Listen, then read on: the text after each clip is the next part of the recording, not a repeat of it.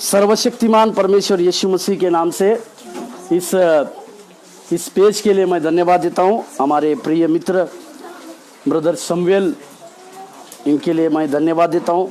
और Christ is all इस page के लिए प्रभु यीशु मसीह के नाम से मैं लातूर से आप सब लोगों को धन्यवाद देता हूं। जितने लोग हमारे साथ जुड़ेंगे उन सबों के जीवन में परमेश्वर की दया और परमेश्वर के कार्य होने पाए और प्रभु हमारे जीवन में परमेश्वर की दया और परमेश्वर की बड़ाई हमारे साथ साथ होती है। आज एक नया अनुभव है हमारे रेवरेंड साहब पास्टर पौल राजपेटे सर के सामने इस प्रकार के लाइव आकर आप लोगों के साथ वचन को देना एक मेरे लिए लाभदायक बात है। प्रभु के वचन में लिखा हुआ है, जैसे भजन संहिता की बातों को हम पढ़ते हैं, उस परमेश्वर के विधि और परमेश्वर के न्याय की बातों को जब हम समझते हैं, सीखते हैं, तो उसमें प्रभु की दया की बातें और परमेश्वर के अनुग्रह की बातें चली आती है। और परमेश्वर उसकी आज्ञा मानने वालों से प्रेम करता है, जिसके विषय में हमें समझने की आवश्यकता है। एक वचन मैं आपके लिए पढ़ना चाहता हूं, मेरे साथ खोलिएगा। उत्पत्ति का पत्री तीसरे अध्याय, उत्पत्ति का पत्री उसके तीसरे अध्याय उसके चौथे वचन। उत्पत्ति का पत्री तीसरे अध्याय 4 वचन। तब सर्प ने स्त्री से कहा, तुम निश्चय न मरोगे। और एक वचन उसी में पढ़ा जाए, उत्पत्ति का पत्री, जहां पर प्रभु इन सारे लोगों को एक आज्ञा को देता है कि इस जगह में जितने पेड़ लगाए गए हैं उन सारे के फल तुम खाना, परंतु उस दूसरा अध्याय उत्पत्ति का पत्री उसके दूसरा अध्याय और 9वें वचन। और यहोवा परमेश्वर ने भूमि से सब भांति के वृक्ष जो देखने में मनोहर और जिनके फल खाने में अच्छे हैं उगाए, और वाटिका के बीच में जीवन के वृक्ष को और भले या बुरे के ज्ञान के वृक्ष को भी लगाया। मराठी मध्ये भी वाचा, मराठी मध्ये भी। परमेश्वर देवाने दिसण्यात सुंदर व अन्नासाठी उपयोगी अशी सर्व जातीची झाडे बागेच्या मधोभागी जीवनाचे झाड आणि बरे वाईटाचे ज्ञान करून देणारे झाड ही जमिनीतून उगवली। परमेश्वर के वचन में लिखा हुआ है कि परमेश्वर ने साधारण रीति से एक आज्ञा को आदम को दिया, और हम सब लोग जानते हैं आदम को परमेश्वर ने भूमि की मिट्टी से रचा बोलकर देखते। तो आदम को जब परमेश्वर ने बनाया, उसको रचा, उसके नथनों में जीवन का श्वास फूंक दिया बोलकर हम देखते हैं। उस समय एक बात को याद रखने की आवश्यकता है, आदम जो है केवल परमेश्वर की बात सुनता था। हालेलुया। आदम केवल परमेश्वर की बात सुनने वाला व्यक्ति था। आदम हा देवाची वाणी ऐकणारा व्यक्ती था। कारण ज्याला देवानं बनवलंय तो केवळ देवाचं ऐकतो, परंतु देवानं त्याला बनवलेला असताना त्याच्यासाठी एक आज्ञा दिलेली होती, सर्व प्रकारचे फळ तुम्ही खावा परंतु एकच खाऊ नका। आणि आता तिथं शत्रू आलेला आहे, 3रा अध्याय 4थं वचन। सर्प स्त्रीला म्हणाला, तुम्ही खरोखर मरणार नाही। खरोखर मरणार नाही। हालेलुया। तुम निश्चय न मरोगे। यूहन्ना क्रूसी या शत्रु इस शैतान के बारे में प्रभु यीशु मसीह ने एक बात को लिखा है। यूहन्ना रचित सुसमाचार 10:10 का पहला वाक्य, 10:10 का पहला भाग।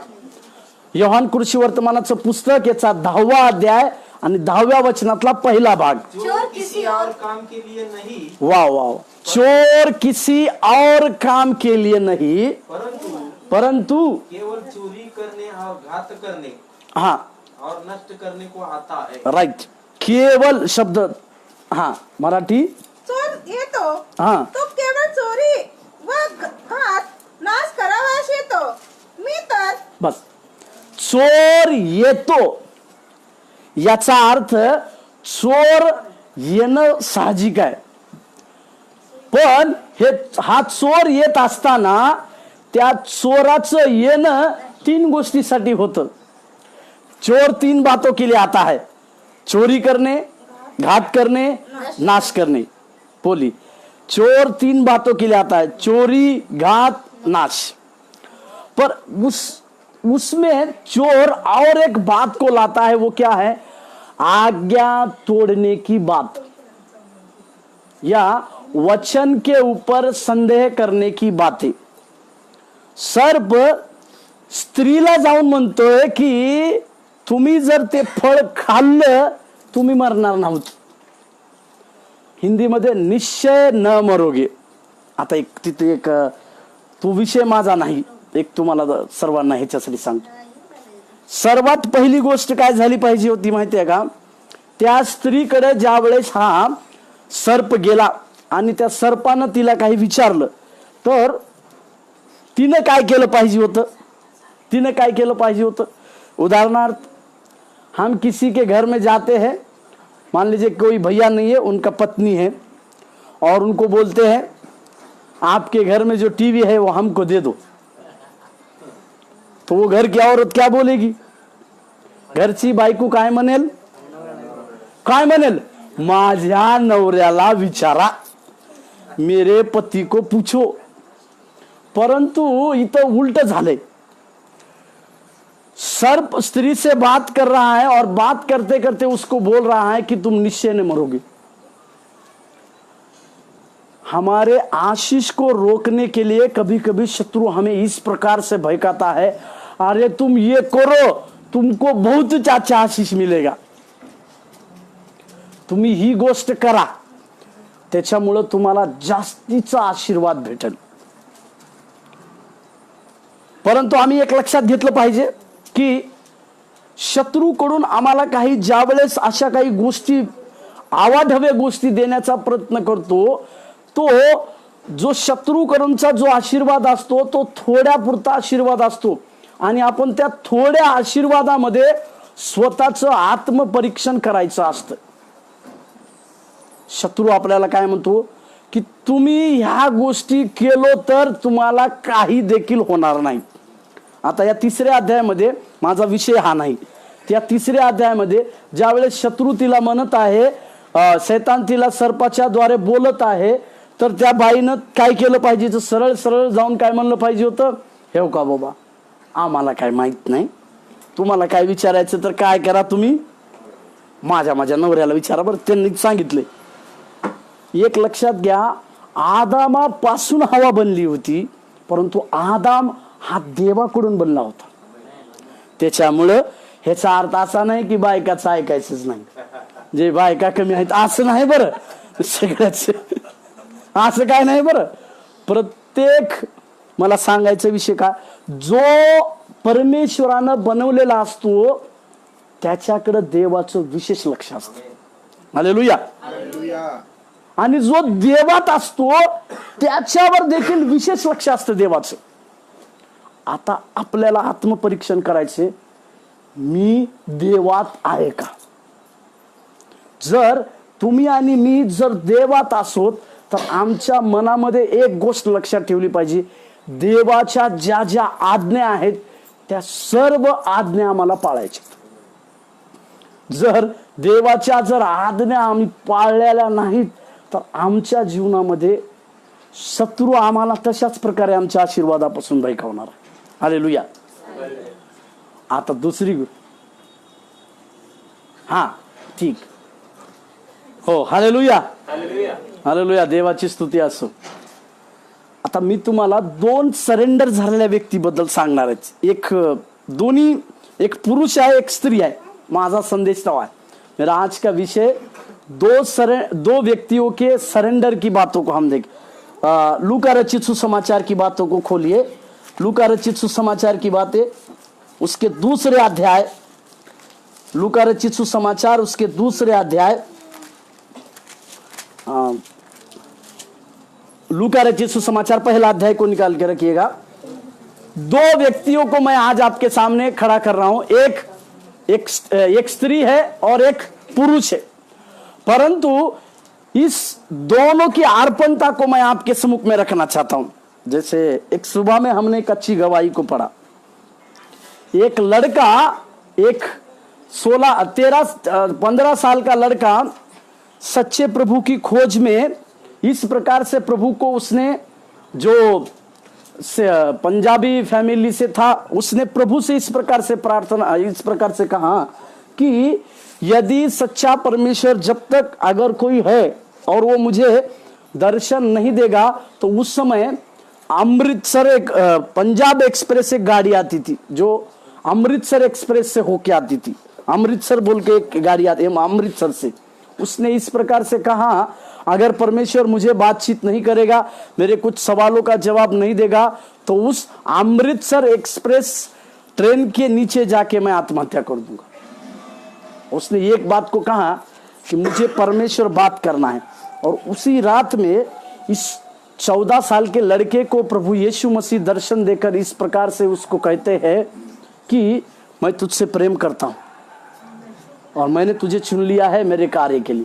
और उसी समय इस लड़के के जीवन में बहुत बड़ा परिवर्तन होता है, और जो कि पंजाबी फैमिली से आता है, जो धर्म की बातों को ज्यादा मानता था, वो उसी समय अपने बालों को वगैरह काटता है। तो उसी के चलते वे सारे गांव के लोग इसको पूरा उनका घर को जलाने आते हैं, और यहां तक कि उनके घर वाले उसके खाने में जहर मिला के उसको दे देते ताकि ये जल्दी मर जाए, क्योंकि इनकी समाज में जो इज्जत की बातें थे वो सब चली गई बोल के। परंतु उस लड़के ने अंत तक प्रभु यीशु मसीह को नहीं छोड़ा। कई बार मरने से प्रभु ने उसको ना केवल बचाया, परंतु परमेश्वर ने उसके लिए जो सेवा रखी थी, वो सेवा को पूरी करने के लिए परमेश्वर ने उसको कहा।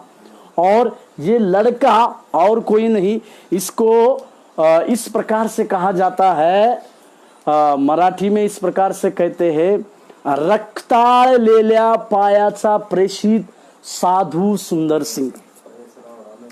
ये लड़का साधु सुंदर सिंह बना आगे चलकर। और साधु सुंदर सिंह की बातों को हम कई एक किताबों में पढ़ते हैं और कई एक बातों को जानते हैं। साधु सुंदर सिंह बनने का उनका एक सबसे बड़ा कारण प्रभु यीशु मसीह की अर्पणता और परमेश्वर में उन्होंने जिस प्रकार से अर्पित जीवन को जिया, उसी के अनुसार उनको इस प्रकार की मुकाम को लाया। मैं 2 व्यक्तियों को जल्दी से आपके सम्मुख में खड़ा कर रहा हूं, उनकी अर्पणता से हम कुछ बातों को सीखते। पहला व्यक्ति है, 2 व्यक्ति की अर्पणता की जीवन को हम देखेंगे। एक व्यक्ति जिसका पहला व्यक्ति है, जिसको हम एक वचन लूका रचित सुसमाचार पहले अध्याय और उसके 7वें वचन, क्योंकि हाँ एलीशबा, हाँ 5, उस पहले व्यक्ति का नाम जकरिया है। 5वां वचन, यहूदियों के राजा हाँ हेरोदस के समय हाँ अबियाह के दल में हाँ जकरिया नाम का एक याजक था। जकरिया याजक था। और मराठी यहुदियाचा राजा हा. हेरोद ह्याच्या दिवसात हा. अबियाच्या वर्गातील जखर्या नावाचा कोणी एक याजक होता.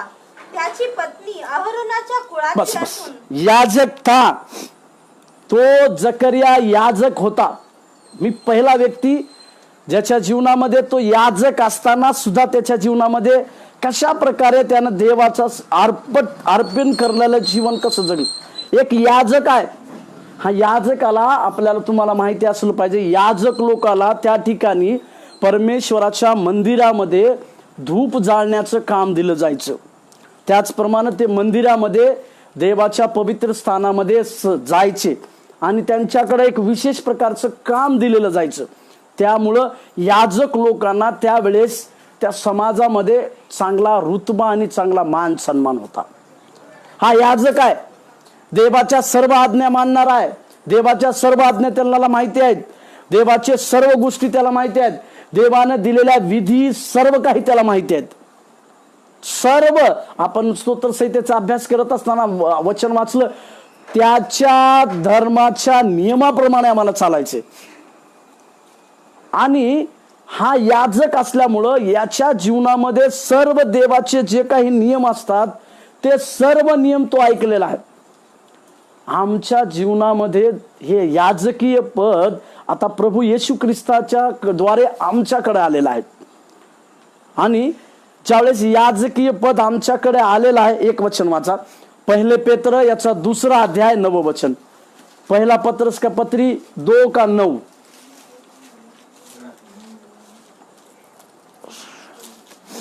पण तुम्ही हा सर्व निवडलेला वंश, हा राजकीय याजकगण, हा पवित्र राष्ट्र, हा. देवाचे स्वतःचे लोक असे आहात. Yes. यासाठी की ज्याने तुम्हाला अंधकारातून काढून आपल्या अद्भुत प्रकाशात पाचारण केले, त्याचे गुण तुम्ही प्रसिद्ध करावेत. हालेलुया. हिंदी हालेलुया. हिंदी पर तुम एक चुना हुआ वंश एक चुना हुआ वंश और पदधारी राज पदधारी याजकों का समाज याजकों का समाज. बस और पवित्र लोग. बस हम क्या क्या है? सबसे पहले हम याजक है. बोल, एक याजक है, पवित्र लोग है और पवित्र समाज भी है.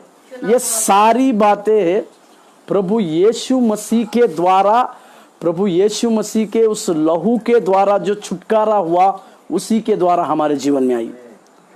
प्रभू येशू ख्रिस्ताच्या रक्ताच्या द्वारे आम्ही धुतले गेल्यामुळं आम्हाला याजक पद भेटले, पवित्र लोक असं पद भेटले.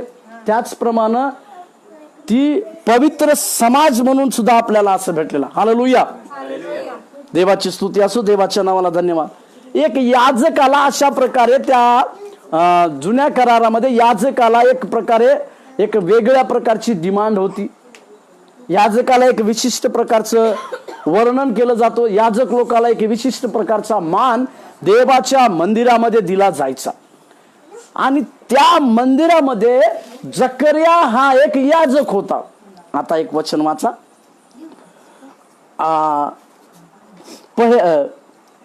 लूका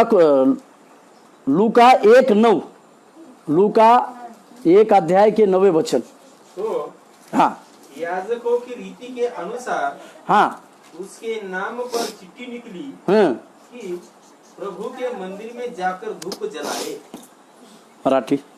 याजकपणाच्या हाँ परिपाठाप्रमाणे हाँ प्रभूच्या पवित्र स्थानात हाँ. जाऊन धूप जाळण्याचे काम त्याच्याकडे आले. उस समय का सबसे बड़ा काम था परमेश्वर के मंदिर में जाकर प्रभु के लिए धूप जलाना. ये धूप जलाना मतलब परमेश्वर के लिए हमेशा धन्यवादित बातों को दिखाता है. और ये सबसे बड़ा काम अभी उस जकर्या याजक के पास आया है. जकर्या के पास इस प्रकार का काम लोगों ने दिया है, क्योंकि चिट्ठियां चिट्ठी निकली बोलकर हम पढ़ते हैं. अभी उसी समय में 1:11, लूका 1:11, कि प्रभु का एक स्वर्गदूत हाँ धूप की वेदी की दाहिनी ओर खड़ा हुआ हाँ उसको दिखाई दिया. हाँ तेव्हा प्रभूचा दूत धूप वेदीच्या उजव्या बाजूस हाँ उभा राहिलेला त्याच्या दृष्टीस पडला. 12. त्याला पाहून जकर्या अस्वस्थ व भयभीत झाला. हो ओके. अभी यहाँ पर आता आपण जी वचन वाचलं त्याच्यामध्ये आपण असं केलं, ती धूप जी होती ते काय होतं मी तुम्हाला सांगतो. प्रगटीकरणाचं पुस्तक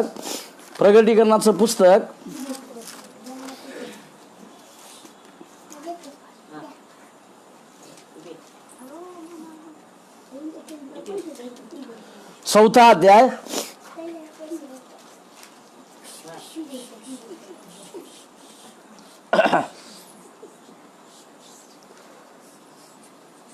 3 वचन.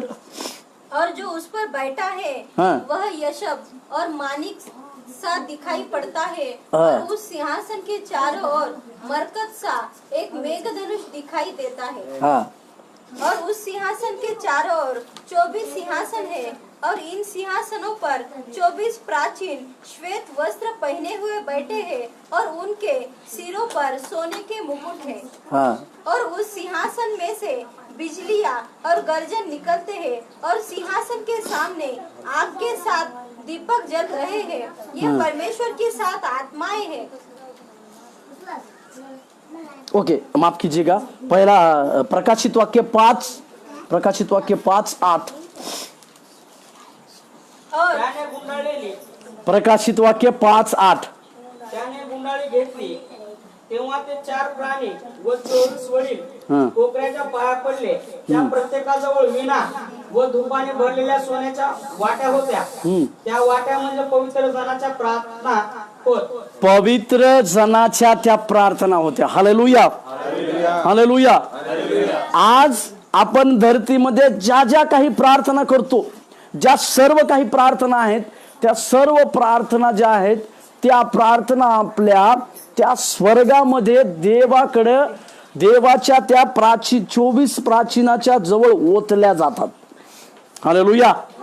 त्याच्यामुळे आपल्याला कधीही लक्षात आणायची गरज नाही की आपल्या प्रार्थनेचं उत्तर भेटते का नाही असा कधी मनामध्ये संशय आणायचा नाही, कारण आपल्या प्रार्थना देवाच्या त्या सिंहासनाजवळ पोहोचतात. हालेलुया. आता यावेळेस परत आपण लूक कृषी वर्तमानाचं पुस्तक याचा 1 अध्यायामध्ये आपण जाऊया. आणि त्या ठिकाणी एक चांगलं काम जकर्याच्या जीवनामध्ये आलेलं असताना, जकर्याच्या जीवनामध्ये या प्रकारचं काम भेटलेलं असताना आपण 12वं वचन वाचलं, लूक 1:12. और जकरिया देखकर घबराया हाँ। और उस पर बड़ा भय छा गया. हालेलुया. त्याला पाहून हं. जकर्या अस्वस्थ व भयभीत झाला. जकर्या अस्वस्थ व भयभीत झाला. च्या पाठीमागची कारण सांगतो मला. जो मनुष्य प्रार्थनेमध्ये असतो त्याला स्वर्गदूताची कधी भीती वाटत नाही, शत्रूची बी कधी भीती वाटत नाही. ज्याचं आत्मिक जीवन प्रार्थनेमध्ये प्रबळ असतं त्याला कुणाची भीती वाटत नाही. हालेलुया.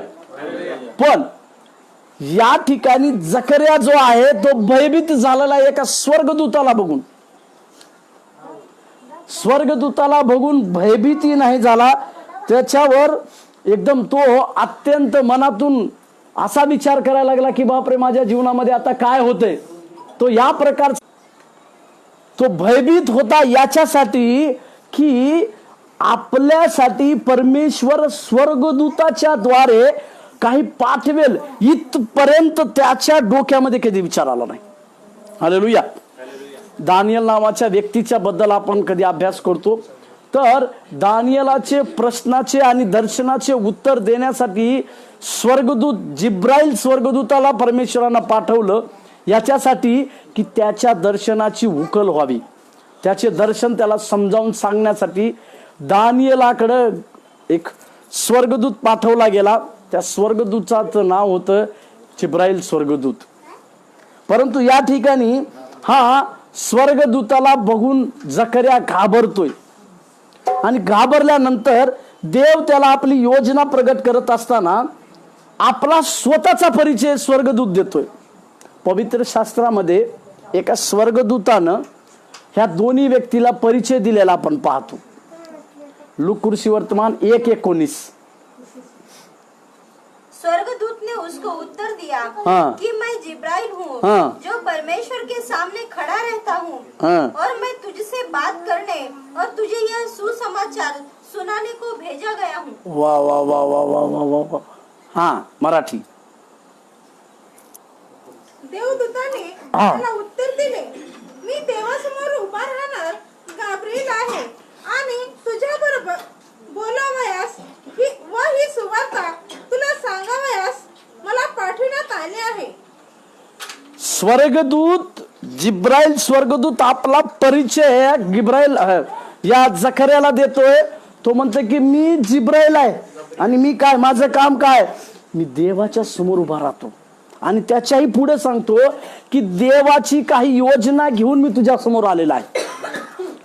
एवढं झालेलं असताना, एवढा परिचय दिलेला असताना जकर्याला सांगण्यात आलं की तुला एक मुलगा होईल, तू त्याचं नाव योहान ठेव आणि तो कशा प्रकारच्या आत्म्यानं चालेल, तो काय सेवा करेल, या सगळ्या गोष्टी, सगळ्या योजना या स्वर्गदूत जिब्राईलच्या द्वारे त्या ठिकाणी जकर्यापर्यंत पोहोचल्या असताना आता काय झाले बघा.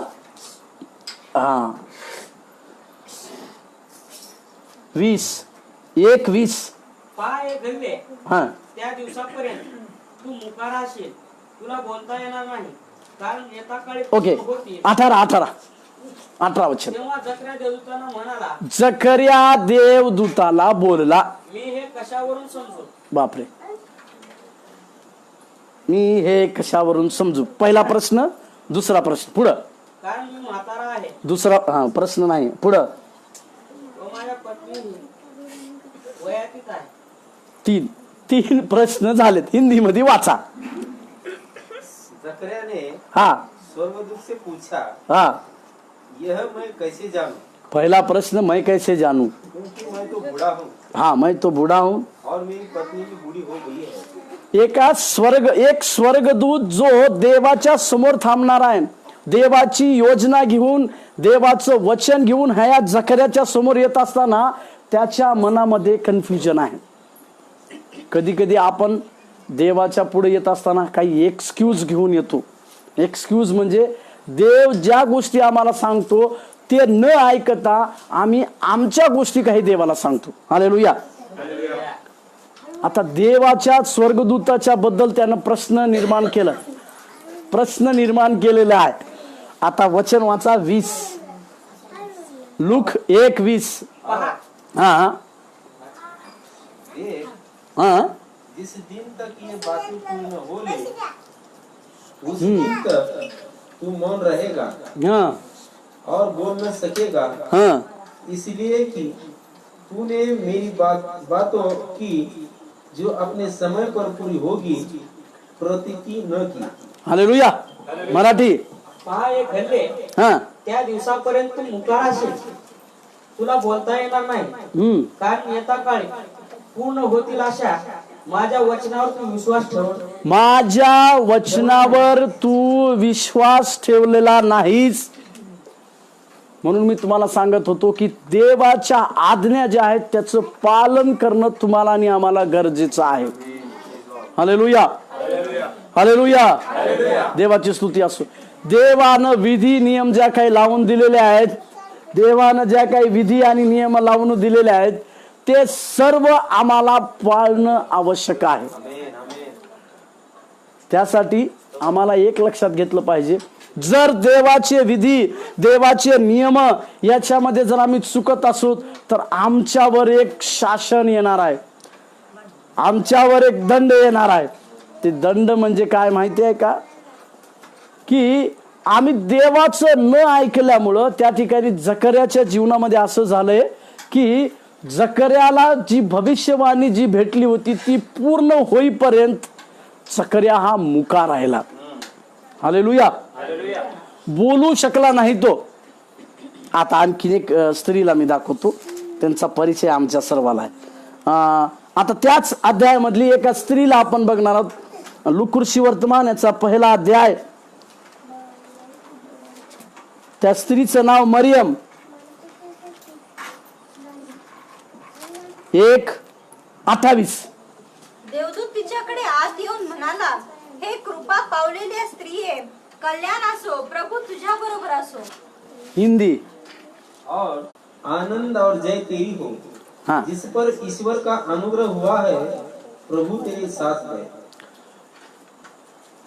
या ठिकाणी हाच स्वर्गदूत जिब्राईल मरियम कडे गेला आणि मरियम कडे जाऊन त्या स्वर्गदूतानं मरियमला अशा प्रकारे वचन दिलं की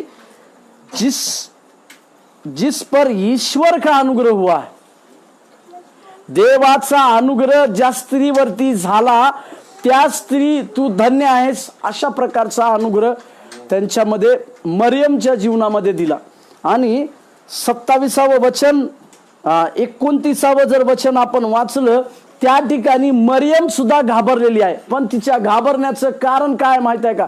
स्वर्गदूत जिब्राईल आला म्हणून घाबरलेली नाही, पण तिनं अशा प्रकारचं अभिवादन मला कसं काय झालं, मी सर्वात जास्त अनुग्रह पावलेली स्त्री का, असं स्वर्गदूत का बोलला, यामुळे ती घाबरली. हालेलुया. एक जकर्या घाबरला, तो स्वर्गदूताला बघून घाबरला. परंतु या ठिकाणी तोच स्वर्गदूत ज्यावेळेस मरियमकडे येतो, येशूची भविष्यवाणी, येशू जन्मणार आहे याची भविष्यवाणी देण्यासाठी, त्यावेळेस मरियम घाबरत नाही. पण मरियम याच्यासाठी घाबरते की कशा प्रकारचं अभिवचन दिलं त्यामुळे ती घाबरते. हालेलुया, देवाची स्तुती असो. आणि त्या स्वर्गदूतानं तिला एक वाक्य सांगितलं. 31-32. स्वर्गदूत ने उससे कहा, हाँ, हे मरियम, हाँ, भयभीत न हो, हाँ, क्योंकि परमेश्वर का अनुग्रह तुझ पर हुआ है, और देख तू गर्भवती होगी, हाँ, और तेरे एक पुत्र उत्पन्न होगा, उसका नाम यीशु रखना. हालेलुया. हाँ, पुढं. वह महान होगा और परम प्रधान का पुत्र कहलाएगा, और प्रभु परमेश्वर उसके पिता दाऊद का सिंहासन उसको देगा, और वह याकूब के घराने पर सदा राज्य करेगा, और उसके राज्य का अंत न होगा. हालेलुया. मराठी. देवदूताने तिला म्हटले, मरिये भिवू नकोस, कारण देवाची कृपा तुझ्यावर झाली आहे. आमेन. पहा, तू गरोदर असशील व तुला पुत्र होईल. तू त्याचे नाव येशू ठेव.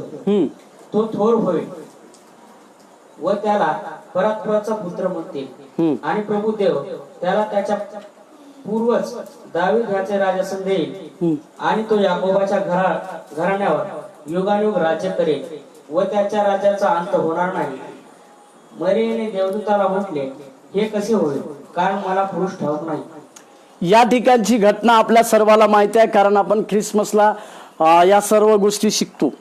आता मरियमच्याकडे सर्वात मोठा प्रश्नचिन्ह असा होता की या मरियमचा फक्त साखरपुडा त्या युसूफ बरोबर झाला होता. हालेलुया. आणि त्यावेळेस साखरपुडा झालेला असताना जर एखादी स्त्री तिला गर्भ राहील तर तिच्यावर दगडमार करून तिला मारलं जायचं, आणि त्या स्त्रीला समाजामध्ये तुच्छ मानलं जायचं. एक मरणाची भीती आहे, दुसरी समाज तुच्छ मानण्याची भीती तिला आहे.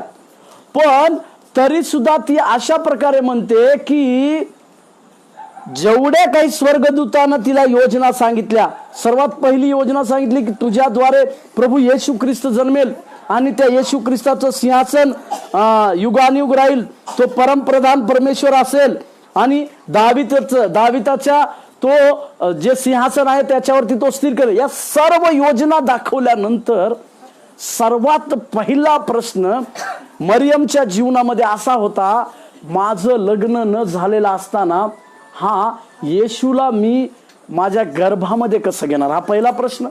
दुसरा प्रश्न की येशूचं संगोपन करण्या इतपत तिची बुद्धी असेल का, हा दुसरा प्रश्न तिच्यामध्ये होता. आणि बरेचसे काही प्रश्न तिच्याकडे असताना तिने एक गोष्ट बोलून आपलं जीवन तिथं समर्पित केलेलं आहे. 37